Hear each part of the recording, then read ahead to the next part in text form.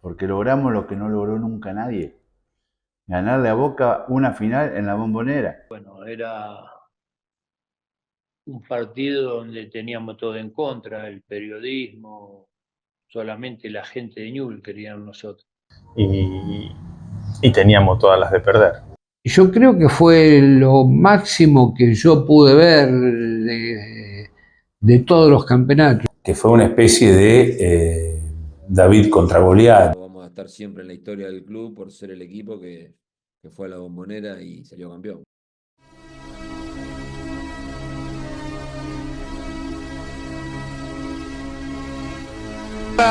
Walter Reinaldo Pico. Si no convierte, si ataja Scoponi, Newell's Old Boys será el campeón argentino. Pico. Newell's campeón. Desde el año 1991, para el hincha de Newell's, el día 9 de julio no es solamente una fecha patria. Es también el recuerdo latente de una de las mayores proezas en la historia del fútbol argentino. Fue el día en el que todos los leprosos tocaron el cielo con las manos, acompañado de un eufórico grito de campeón. Pero arrancar esta historia, por la definición ante Boca, sería leer un cuento comenzando por el final. Por eso, retrocedamos un año, para ver cómo fueron los comienzos de este tan glorioso ciclo.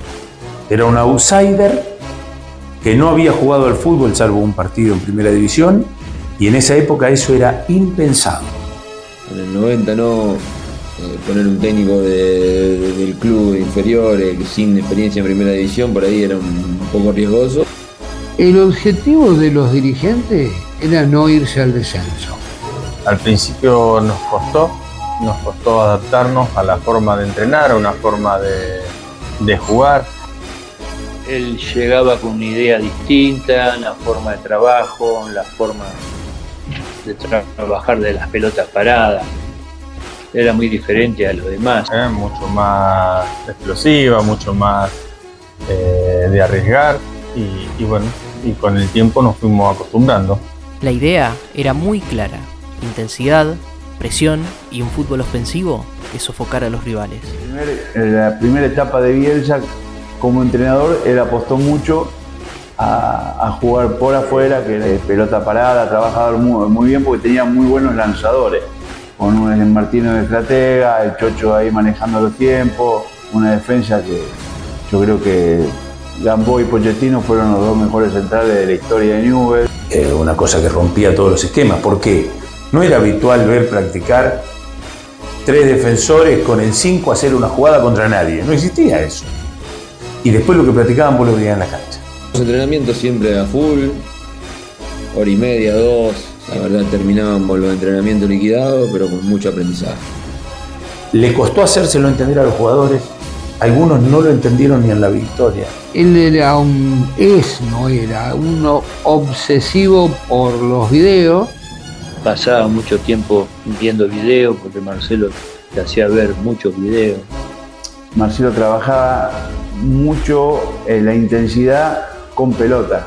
La historia empieza el 19 de agosto de 1990. La fecha inicial del torneo fue contra Platense, con el debut de un joven y desconocido Marcelo Bielsa como entrenador del primer equipo. El duelo finalizó con victoria para Newell's por 1-0 con gol del Tata Martino de afuera del área. Comienza el campeonato, un campeonato que comienza mal en el resultado. ¿Qué se esperaba de Bielsa? Que fracase. No arranca bien, creo que segundo o tercer partido ya estaba en duda su continuidad. Y bueno. Tras un empate sin goles contra Argentinos Juniors en la segunda fecha, llega el duelo con Huracán. Para muchos, el partido que lo cambió todo. Y hay un partido bisagra acá de local que perdemos con Huracán. La tribuna, después de perder de local con Huracán, fue muy dura con él y con todo. O sea, no es que empezó ganando todo. El cruce entre Newell's Old Boys y Huracán, jugado el 2 de septiembre de 1990 en el Coloso del Parque, finalizó con victoria del Globo por 2-1, con un gol de Eduardo Berizzo para Newell's y Sergio Saturno y Víctor Delgado a favor de Huracán. Lo puteó toda la visera, pero mal, andate, fracasado. Y de esta manera llega la tan recordada cuarta fecha contra Unión en Santa Fe. partido que sin lugar a dudas le dio a Bielsa la posibilidad de seguir en el cargo. A los 9 minutos del primer tiempo, Julio Zamora abrió el marcador a favor del cuadro rosarino. Víctor Ramos igualó el cotejo a los 34 desde los 12 pasos. Ya en la segunda mitad y a punto de que termine el partido, Adrián Tafarel vence la valla de Bartero y marca el 2-1, para que un minuto después Miguel Fulana sentencie la historia con el 3-1 final. Lo sostuvieron frente a Unión, gana frente a Unión y reescribe su historia. Ese partido yo creo que si perdía, bueno, el club iba a tomar una decisión. Había que ganarlo sí o sí, íbamos empatando 1-1 y bueno, sobre el final yo tiro un centro, Tafarel mete el gol y sobre el final yo meto el gol y ganamos 3-1. Se fueron dando los resultados, se fue pasando el año, se iba convirtiendo el equipo de Bielsa en un equipo difícil para todos los rivales grandes, se le empezó a ganar a los rivales grandes en cancha de ellos. El clásico entre Newell's y Central, disputado el 8 de octubre de 1990 por la octava fecha del torneo Apertura de ese mismo año. El 4-3 que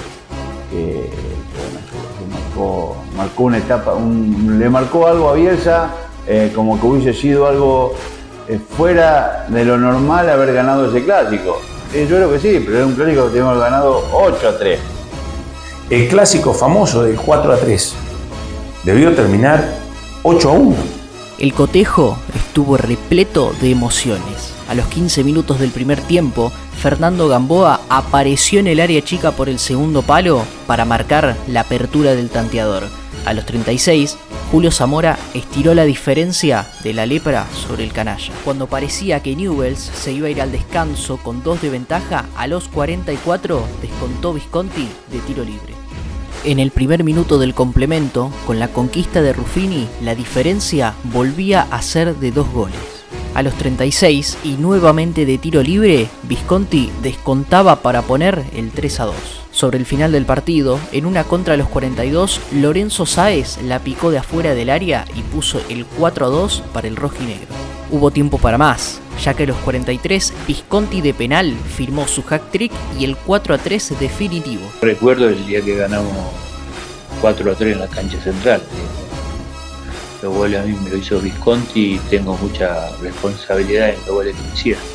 Y el que dio puntapié a la gloria, porque de ahí no perdimos más, fue el que se ganó en cancha de Central 4-3.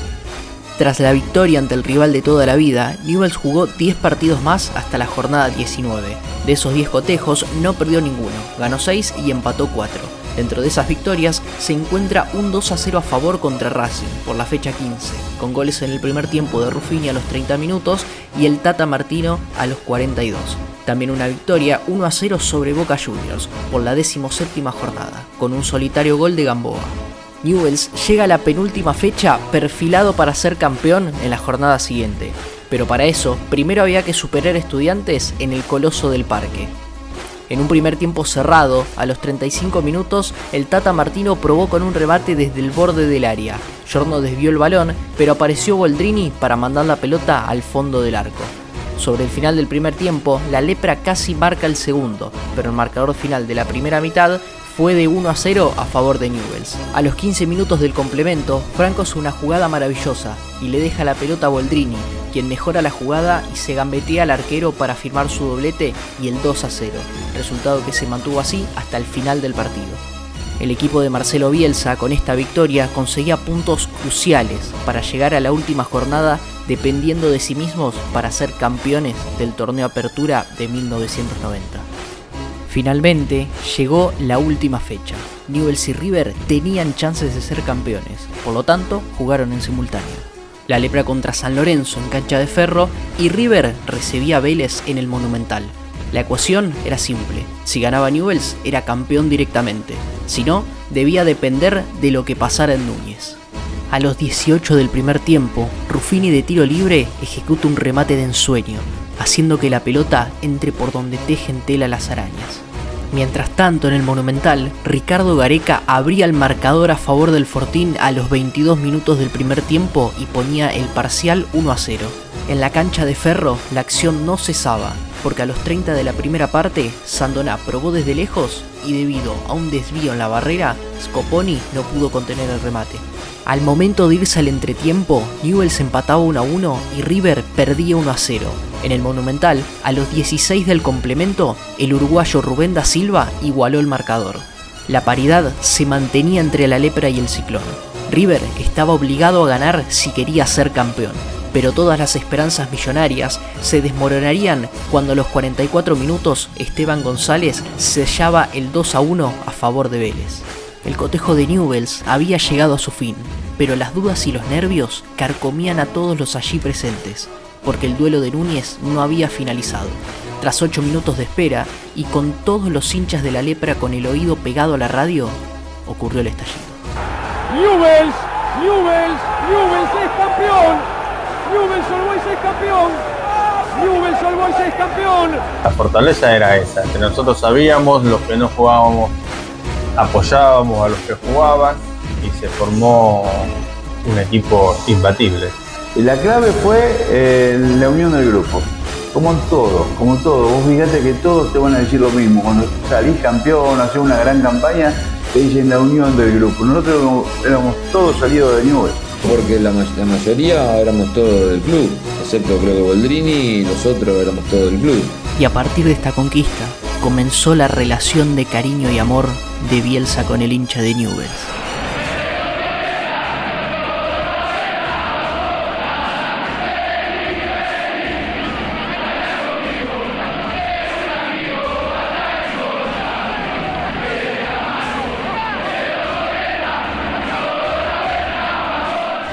Jugadores e hinchas subieron en andas al entrenador, que en pleno éxtasis agitaba la camiseta rojinegra mientras que gritaba la histórica frase Newell's carajo.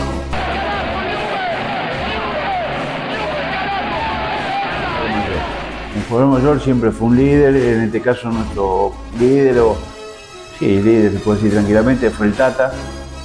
Martín, Cerebro Martín. Nadie lo entendía mejor que él.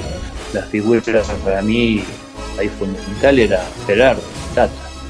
Con el talento ese supremo, digamos, en Martín, no nada más. Fue un pilar fundamental el Tata hablo del Tata Martino, por supuesto, ¿no? Un pilar fundamental que la gente lo recuerda y con mucho cariño. Llegó el Clausura 91 y los resultados no fueron los esperados. Comenzó el torneo ganando 2-0 contra Platense, con goles de Zamora y Pochettino. De las 19 fechas disputadas, ganaron 6, perdieron 5 y empataron 8. Tuvimos un campeonato muy bueno, la apertura, y bueno, y el Clausura no había sido bueno. El campeonato apertura no le dio estrella legalmente, sale campeón en cancha de Ferro. Y se gana el derecho a la final. Recordaban que en ese tiempo era el campeón de la apertura con el campeón de la clausura. Newell's hace de local en cancha de Central, porque le exigía más capacidad. En aquel momento la cancha de Newell's no había sido reformada todavía, tenía 28.000 personas. A pesar de que el rendimiento del Clausura fue considerablemente peor, hubo un partido que opacó absolutamente todo. El 14 de abril de 1991 se llevaba a cabo una nueva edición del Clásico Rosarino por la 8ª fecha del torneo. Lo que nadie imaginaba era la histórica paliza que se iba a llevar a cabo esa misma tarde. Tenemos muy pocos clásicos no ganados. Normalmente los ganábamos y veníamos así desde inferiores. Tras un tiro libre a los 21 del primer tiempo, aparece la cabeza de Pochettino para abrir el marcador y poner el 1-0 parcial a favor de la Lepra. 20 minutos después, a los 41, tras un gran centro de Ruffini, hace acto de presencia el goleador Cossoni para poner el 2-0 y elevar la ventaja antes de ir al descanso. Justo nos agarraron esa época que le ganamos varios partidos, en mi caso tuve la suerte de hacer un gol. A los 33 minutos del segundo tiempo, Fabián Garfagnoli se encuentra con la pelota en la mitad de la cancha y hace una jugada maravillosa para triplicar la ventaja sobre el canalla con un verdadero golazo. Y para la cereza del postre, a los 40 del complemento, tras un erróneo despeje con los puños de Lanari, Cossoni la para de pecho y mete una volea desde la medialuna para sellar su doblete y la apabullante goleada 4-0. Si bien todavía restaban 10 minutos de juego, debido a disturbios e incidentes en la tribuna popular visitante, el juez Juan Carlos Lustó se vio obligado a suspender el encuentro. Y para finiquitar, el director técnico del canalla, Carlos Aimar, fue destituido del cargo. Le cambió la idiosincrasia a Newell's. Él logró que Newell's compitiera los clásicos con una voracidad que antes no la hacía. Antes Newell's lo jugaba y con Bielsa fue voraz. El 6 de julio llegó el tan ansiado día. Boca y Newell's y Boca se veían las caras en una final para decidir el campeón del fútbol argentino. Pero la lepra llegaba con un pequeño gran problema: los citados para la selección argentina. El Newell's de Bielsa le saca dos jugadores importantísimos, que era Fernando Gamboa y Darío Franco. Él tenía la posibilidad de contratar dos jugadores, ¿no?, que le permitía la AFA en ese momento. Él decide no hacerlo. Por esos dos jugadores que nosotros teníamos en selección y ellos también, que para ellos era importante, pero ellos tenían reemplazo, pudieron buscar reemplazo a esos dos jugadores. Nosotros no. Nos da mucha más confianza a todo lo que tuvimos en ese plantel y a todo lo que estábamos con posibilidad de jugar esos partidos. Ya estaba todo listo, ya estaba todo dado para que se comience a jugar el primer partido de la definición por el título. En el primer tiempo no hubo ningún hecho sobresaliente y se fueron a los vestuarios sin convertir goles. En el arranque del complemento, a los 2 minutos, Newell's tiene un tiro libre a pocos metros del vértice izquierdo del área. Luego de un centro de Martino, apareció la cabeza de Eduardo Berizzo para romper el 0 en el marcador. Gol. Allí va Martino, Navarro Montoya que no podía, el cabezazo, Berizzo, gol.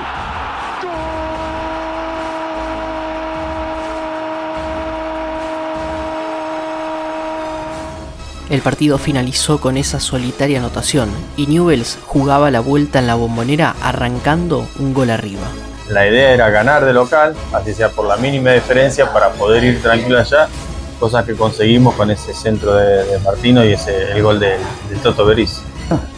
No, fue un partido cerrado, con mucha actitud, muchas ganas, muy cerrado porque el rival era Boca con toda su figura. Bueno, era un partido donde teníamos todo en contra, el periodismo, solamente la gente de Newell's querían nosotros. Y la gente de Boca se fue pensando en la Bombonera. 1-0 de visitante, 0-1, ganamos. Jugamos el segundo partido en la Bombonera, en la cancha de ellos, con la gente de ellos y todo, y la gente nuestra arriba alentando, y teníamos todas las de perder. Aquella tarde del 9 de julio y luego de una intensa lluvia, se definía el campeón de la temporada. Era un día que había llovido, casi se suspende el partido porque si seguía lloviendo no se podía jugar. La cancha estaba pesada, muy barrosa, y donde no se podía jugar mucho al fútbol. Y hubo un factor externo, exógeno, que incidió mucho en el partido y que favoreció a Newell's, que fue una terrible lluvia, que todo lo que altere la normalidad favorece al inferior. Porque en el sistema normal todos pueden expresar lo que saben sin ningún problema, entonces el que sabe más va a expresar más. En un terreno de juego muy afectado por la lluvia, con charcos y demasiado barro, el Ceneice, en su obligación por convertir al menos un gol, dominó sin claridad, pero con varias oportunidades para igualar el marcador global. Por ahí el que estaba más necesitado a lo mejor de hacer el gol y la presión era de Boca. Pero nosotros estábamos bien parados, estábamos muy bien físicamente, se había hablado mucho durante la semana. Faltando tan solo 10 minutos para que termine el partido, Gerardo Reynoso anotó el gol que llevó la definición a la prórroga. Y que llega, Reynoso también, allí le quedó para el gol, Reynoso.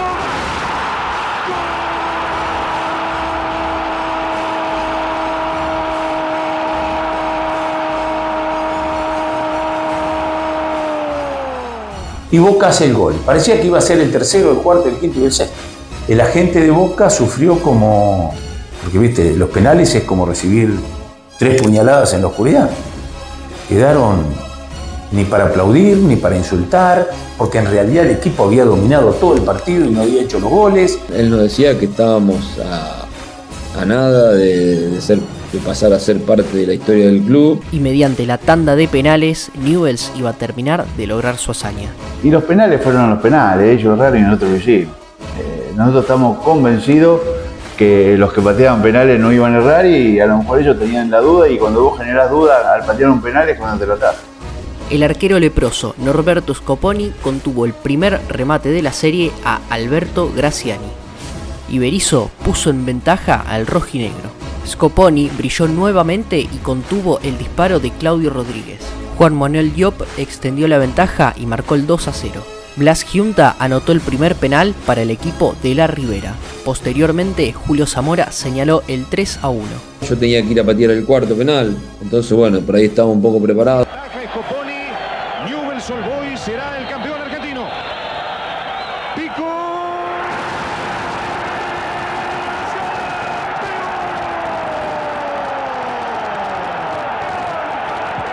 Tras un largo camino, por fin llega la recompensa. Newell's se convertía en el campeón del fútbol argentino. Bielsa logra plasmar su éxito con una imborrable tinta de gloria, materializada en un trofeo.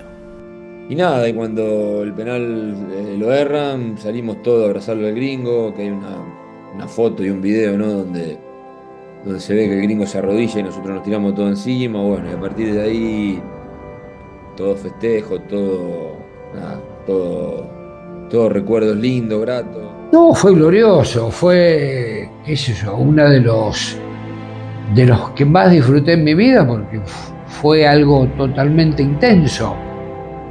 Como ese partido, me parece que toda la gente de Newell's es el que más vive, por la forma que se dio y a quién le ganaste y porque fue de visitante. Porque logramos lo que no logró nunca nadie: ganarle a Boca una final en la Bombonera y dar la vuelta olímpica. Eso es único. Y por detrás de todo eso fue el ingreso del fútbol moderno a la Argentina. Bielsa significó con ese título. No es que haya sido el primero que lo jugó, fue el primero que ganó jugando así. Y sin lugar a dudas, hubo partidos en concreto que fueron claves para la obtención del título. El de Unión, el cuarto partido fue en cancha de Unión. El partido en la Bombonera. Sin esta final de la que estamos hablando, todo esto era una anécdota. Y creo que este partido con Unión fue bisagra para todo lo que vino después. El día que ganamos 4-3 en la cancha central. Fue él que se ganó en cancha de Central 4-3. Y algo que obviamente no podíamos dejar pasar era el festejo de la gente. Fue una fiesta, era todo, la entrada de Rosario, allá en Buenos Aires. Fue una fiesta, fue todo muy, muy lindo.